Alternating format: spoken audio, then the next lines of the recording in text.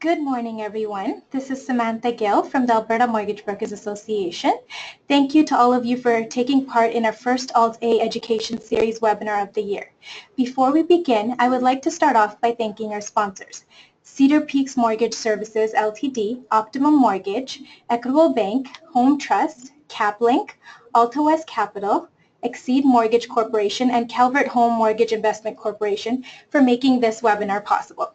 Before we start, I want to remind you that if you have any questions during the webinar, please type them in the comment box and we will address them after the presentation. Now, without further delay, I'm happy to introduce John Howie, Management Consultant at Agile Sales and Marketing, and Dean Keller, Private Mortgage Lenders Forum Chair and President of Calvert Home Mortgage Investment Corporation, to discuss how you can extract the maximum value from your customer database. Good morning. Thanks for joining us this morning. The purpose of the webinar, or the objective, is to learn a little bit more about extracting the maximum value from your customer database. I'm John Howie, and I'd like to introduce Dean Keller. And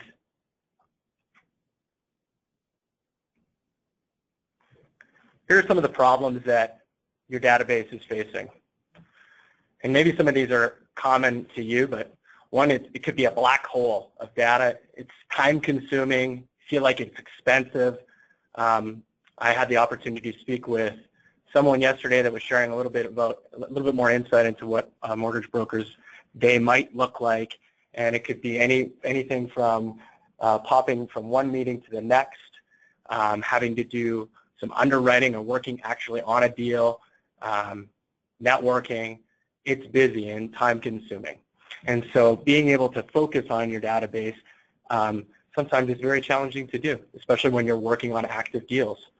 Another challenge could be that it's not connected to your content, meaning when you are sending out ideas or thoughts, marketing pieces, how do you know for sure that the people that you're sending that to, it's going to resonate and land with them? And, you know, another piece is that people change and your database doesn't. I think the statistic is roughly 20% of people that are in your database are changed, either a job, an email, a home address. They may have gotten married, they may have gotten divorced, they may have kids, they may have grandkids. Something's changed. Does your database update with it? And another challenge is that, hey, you know, why am I going to spend time on the database if there's no quantifiable return on investment that is tangible in a way that I can see? So today we have some answers, and really fast and off the top, the idea is if you can get more insight out of your database that gives you time back, that connects your ideas and thoughts with the people that are in your database, you'll be able to deliver more business and provide more predictability as it relates to your personal revenue stream, because it's challenging if you're working on what I'd call the tail end of the sales process, where people are already decided that they're making a decision to purchase or buy, and you're focusing your energy and time on that. Well, that's great. That's what's going to make you money. Well, the reality is that 76% of people that are just interacting with people later on in the process and not earlier on when somebody is just starting to think about the idea of investing or working with a mortgage broker, 76% of the people of mortgage brokers are individuals or salespeople in general that actually start to interact way earlier in the sales process, end up getting the business and winning the business. I ask myself this question, is what is the value proposition that a mortgage broker has? And I know for certain that it's more than just shopping a rate, but what does your database know, and what is it that they think? So if you feel like it's a black hole and you're spending time updating and versus taking action on on insights, I would suggest that you need to get more insight. And how you can get more insight, and the first thing to do is centralize your database. We live in a day and age where there's just such awesome technology out there, and here are a few that I'd recommend centralizing to help centralize your database. Now, whatever you're using, maybe it's a CRM, I can guarantee you that your phone, whether it's an Android device, a BlackBerry, or an iPhone, your marketing platform that you send out messages to, your actual desktop email, and then your CRM and other things, are they actually connected and have they talked together? And there's these really cool, interesting tools out there that are fairly inexpensive, and with roughly, you know, Dean, you actually checked one of these tools out, and you said it was about 40 minutes. Yeah, it took about 40 minutes for me to initially get my database cleaned up, get rid of all my duplicates. And what I really loved about the tool that I've been using is that it creates trigger events that let you know what's happening in your database. So, you know, I was just absolutely surprised that, you know, out of 11,000 contacts in my database, that I was seeing anywhere from 20 to 40 different trigger events that were happening on a daily basis, whether it's new jobs, new positions, or different sorts of updates that they were making in their contact information, either through LinkedIn or other online contact information data sources. A benefit of centralizing your database is that you're improving your data.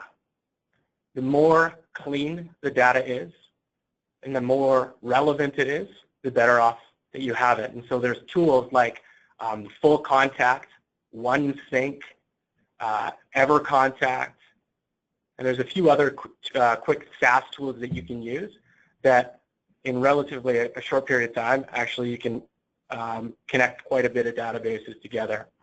I will say one thing, that LinkedIn, and if you haven't used LinkedIn or not using LinkedIn Sales Navigator, it's phenomenal. The challenge with LinkedIn and its products is that it has a tough time talking to the other ones. So there's a workaround, and there's just a little bit of work, and all the tools that I suggested can work with LinkedIn.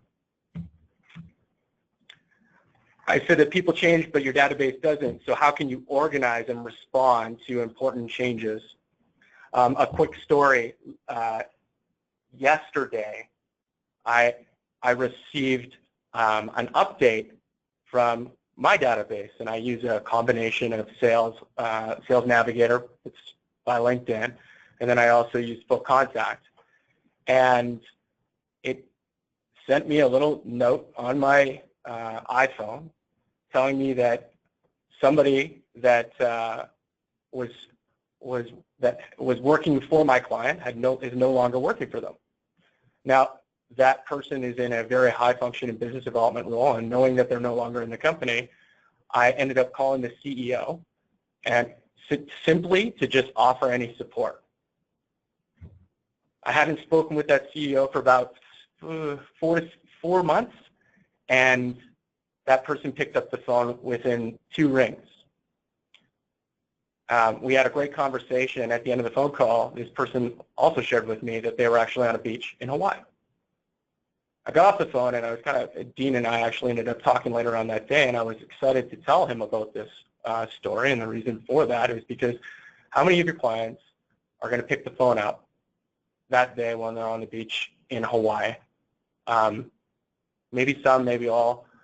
The question, the observation that I'm making is that the more we are connected to the trigger events that are happening in our clients' lives, big and small, that's the ability to connect with people and build greater relationships that deliver more trust. And when you have trust with clients, as you know, get more referrals. So,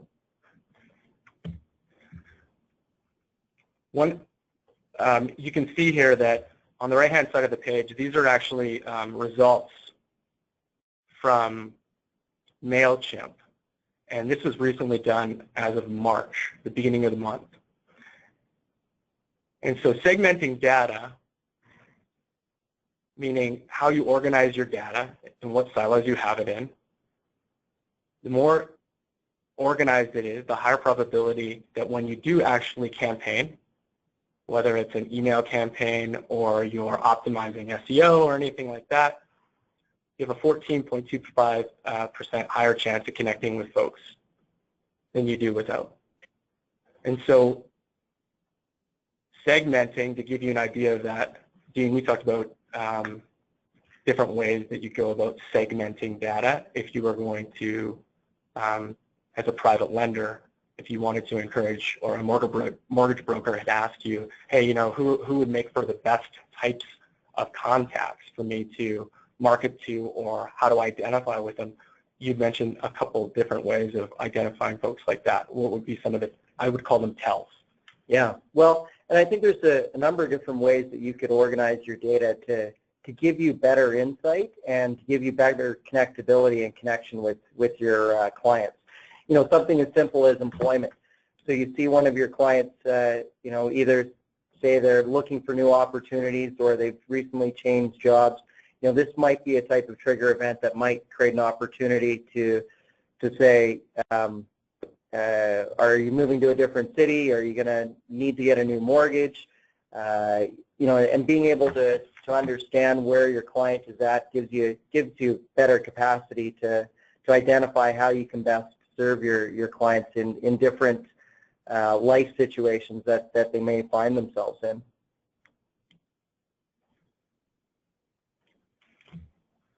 So if you're able to organize your data and get it all in one spot, and you live in that spot, and then you're segmenting the data based on different things that are happening, trigger events. So a great trigger event right now, and it's easy to tell if you go onto LinkedIn, is someone's employment.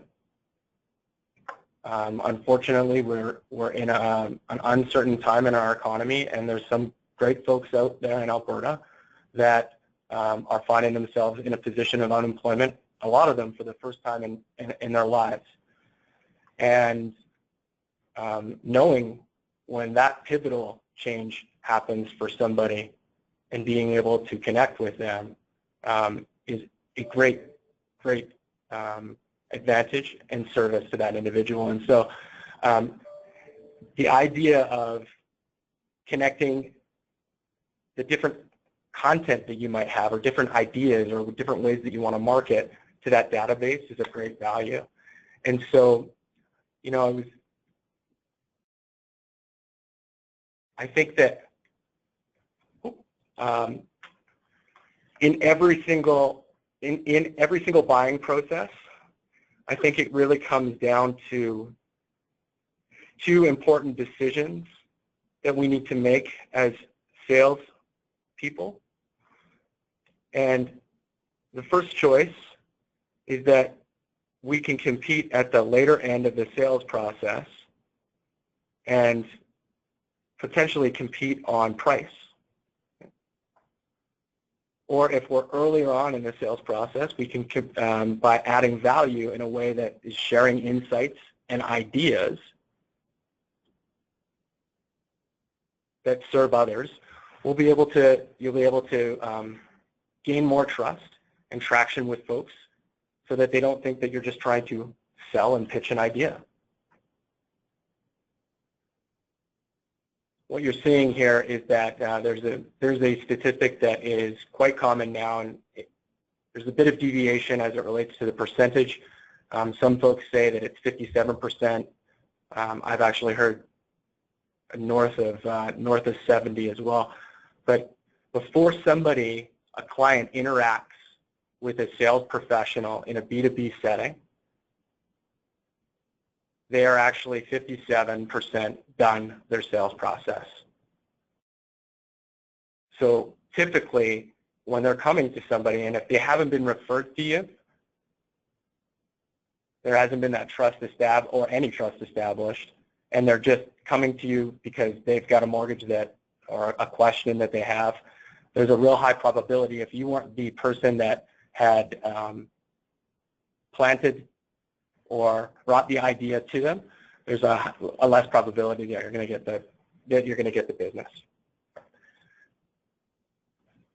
Yeah, John, let me just comment quickly on that. So when you think of someone like a first-time home buyer, if there's an opportunity for you to talk about and educate them on the path to home ownership very early on in their process before they even get to working with a real estate agent on where to buy, that's the real good opportunity to develop that relationship, and that relationship not only helps build in closing a sale with them, but that just starts compounding on itself with everyone else that's in their network that's likely in a first-time home buying situation. So once you start getting into really thinking about the sales process early on, the greater level of trust you're going to have with your clients, and I think the more opportunity you're going to have to leverage that network.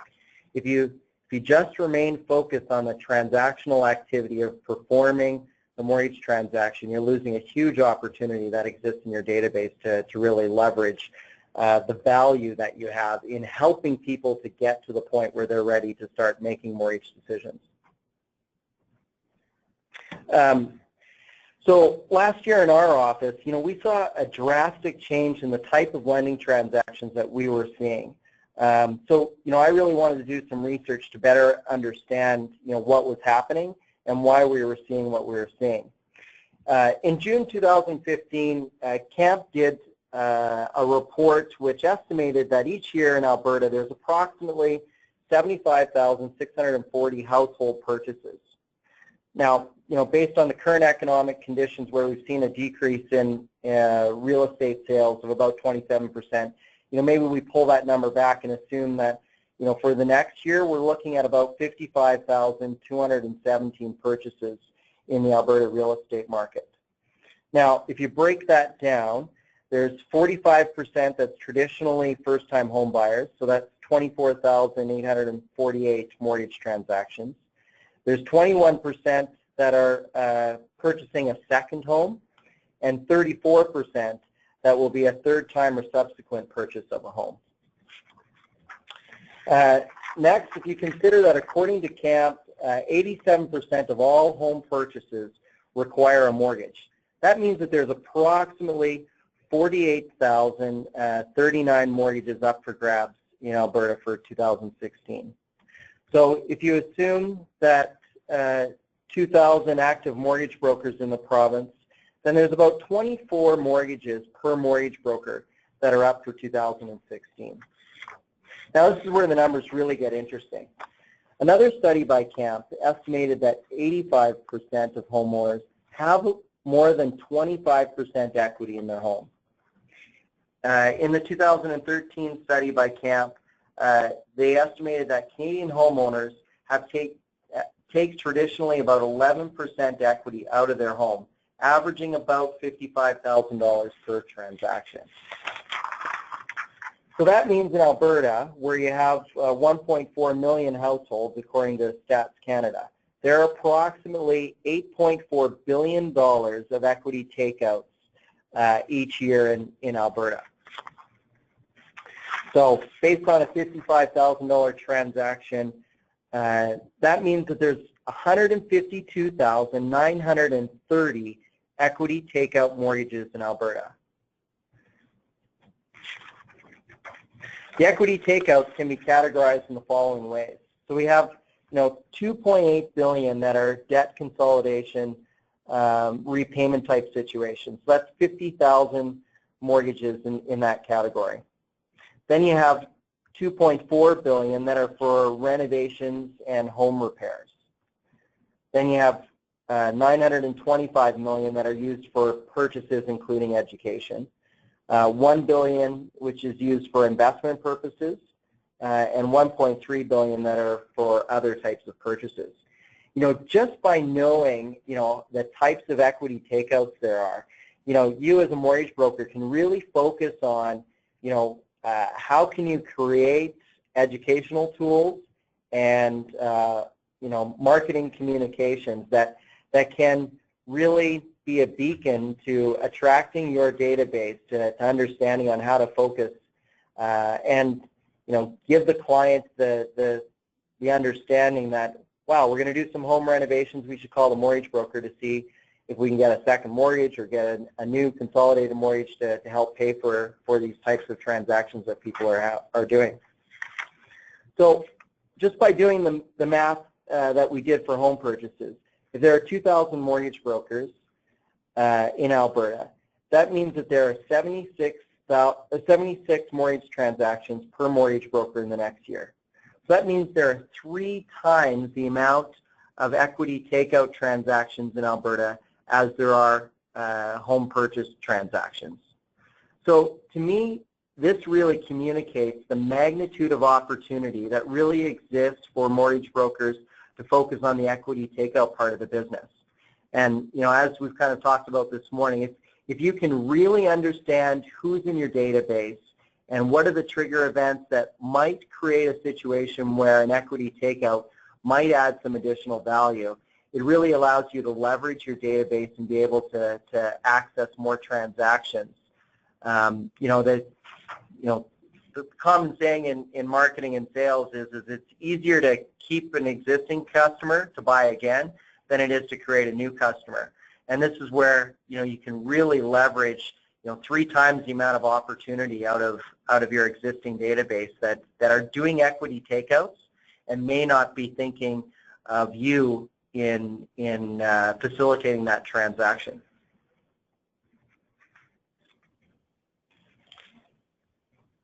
It's interesting. I hear that, and I think to myself, I'm like, wow, there is a massive opportunity out there to be able to serve others.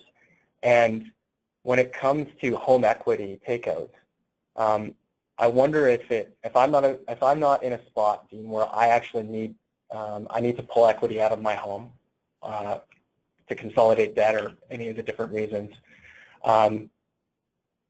there's probably a high probability that I have somebody close to me that maybe I don't know should be, but could definitely take advantage or would value or need that product and service. And so what information would you have if I was a mortgage broker myself and I wanted to market people to folks that might not necessarily be actually the person that I'm going to, that's actually going to be taking equity out of their home, but they're fans of mine. They've done business with me in the past, and I want to be able to help. So how do you help those people help others? What type of content or what would you do? How would you market to those folks? Yeah, a great question, John. The first thing I'd mention is the average Albertan has $27,000 of credit card debt. So, and that's at interest rates higher than what mortgage rates are at.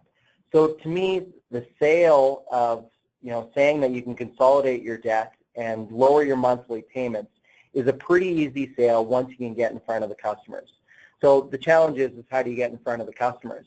To me, the real opportunity is to focus your communications on how do you serve people that are in challenging situations, or being able to identify people that may be in challenging situations, so that you have your whole network working for you to help you identify those opportunities. Because the reality is everyone enjoys helping others. Everyone enjoys giving a referral to someone that they know that's in their network that is in need of some sort of assistance. And the one challenge that we have in our industry is that people are typically very they have a difficult time sharing their financial challenges, and that's not something that people typically want to talk about. But creating communications that is really in service of your database and your clients' friends and family, I think is really where there's a key opportunity. So communications talking about, if you've lost your job or you've found yourself in a situation where you're not making the income you have in the past, or you have excessive credit card debts, here are some tips, here are some things that you should think about in in how you might be able to leverage and put your family in a better situation. So it's really about getting onto the network and making them aware of situations where you might be able to assist them in correcting either a financial challenge or an opportunity that they might want to be taking advantage of, like they have lots of equity in their home and maybe they want to go get some more education to choose a new career that might better serve them in the long term. If your database is organized in a way that allows for you to pull more insight out of it, so specifically into what you're talking about, you can target messages that are going to actually maximize the biggest return, not only for you, but for others. And there's only so much time in a day that you have to be able to say thank you, to be able to touch base, to be able to develop relationships. And if you're taking ideas like, you know, if I was a mortgage broker right now, I have like 3 ideas in my mind. And the first one is, you know, it's actually reaching out to folks that that there's a high probability that they know somebody that has gone through this. And so if it was me and I was building a campaign, I would literally go into my database. I'd understand who's in oil and gas right now, or in the energy business, or 1 degree removed from it. Then I'd take a look at what their current status was, and I'd jump on LinkedIn and find out where they are, if they're still there. And I would actually reach out to those people, irregardless if they're with employment or without employment, because I think there's a high probability and chance that they know somebody that, 1, should be considering looking at their options, or 2,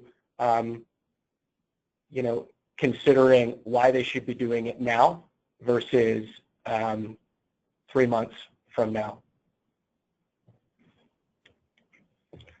So to recap the call today, if you can invest a highly profitable 1 hour of time into your database, and a really easy way to quantify this is take what you did last year, total revenue, how much money that you actually, how many deals you did and how much that earned you. Take how many contacts you have and just divide it by that number, and that gives you a rough dollar per contact number. Well, what would it mean if you could actually either thin your database out, because there's contacts in there that aren't actually accurate, or you can improve the content or the actual database and individuals, the information that you have, so that you can reach more people. And so the first step is you centralize the data, so get it all into one spot. You want to segment it out into what I would consider to be your ideal customer, their profile. And a real simple way to do that is just say, these are my A customers, these are my B customers, and these are my C customers. And every C has the ability to become an A. But segment it out, and then in a way that it automates for you. And again, some of those services that you can use that are really inexpensive and quick are services like Full Contact, EverContact, OneSync, LinkedIn, Sales Navigator. Get everything from your email, your cell phone, your CRM, and be able to and then get it in a way that you can optimize and leverage great ideas and information like the one that's being shared today. With that, I'll pass it over back to Samantha. Perfect. Thanks, John. Before we begin the questions portion, I want to remind you to register for our upcoming Alt-A Education Lunch and Learn series, focusing on growing your business in a down market. Part 1 of this session, which focuses on how to package a deal and more, will be held in Edmonton at the Marriott River Cree on April 20th. Part 2, which focuses on bankruptcy and default, will be held in Calgary at the Delta South on April 21st. Both sessions will take place from 11:10 to 2 p.m. and lunch is included. Also, the cost for each session is only $49 plus GST for members to attend. Please visit amba.ca for more details on that. And last but not least, our registration for the 2016 annual conference in partnership with Mortgage Professionals Canada is opening tomorrow, so keep an eye out for the Camp Jasper launch email with further details. And now to your questions. I have a question here. How often do you recommend to send emails to your clients, and how much is too much? I think that the answer is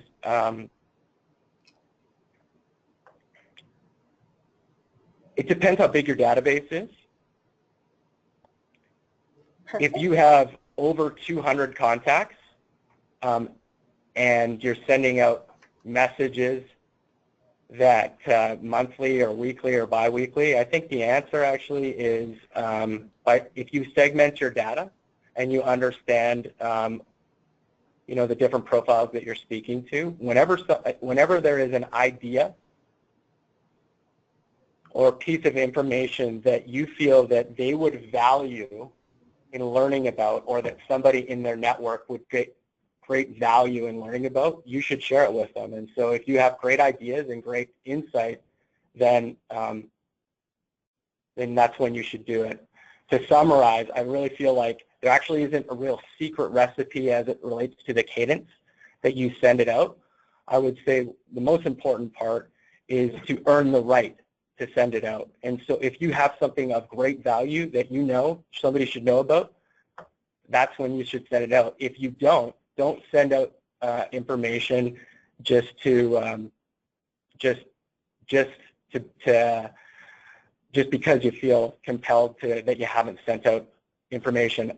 Instead of doing a mass campaign, what I'd recommend you do is those A-profile clients that you have, those important folks that refer you business, that have been past customers, just spend a little bit of time understanding what's happened or what's changed as it relates to them in their lives, whether it's a job change, employment, anything that's a trigger event, and stick out. Yeah, my opinion is very similar to John's. I think it's not about quantity, it's about quality. So, what is the value that you're trying to bring to the audience that you're presenting to? And we all experience spam in our email, and it's very quickly that individuals will start feeling like you're abusing the relationship you have with them if you're over delivering content that is of little value and of service. So, and this is where, watching the metrics and understanding, your database is so important. So if you're seeing a drop in subscriptions based on the content you're thinking, then, maybe that's an opportunity for you to sit back and think a little bit more about, what is the content that is going to be meaningful to my audience that I need to be focusing on. Perfect. Thank you, guys. It looks like rest of everyone's questions were covered within the presentation, so you did a great job with that. I'd like to thank both of you for this informative webinar. I would again like to give a special thanks to our sponsors, Cedar Peaks Mortgage Services Ltd., Optimum Mortgage, Equitable Bank, Home Trust, CapLink, Alta West Capital, Exceed Mortgage Corporation, Calvert Home Mortgage Investment Corporation, and of course our amazing presenters, as well as all of you for participating in today's webinar. Thank you.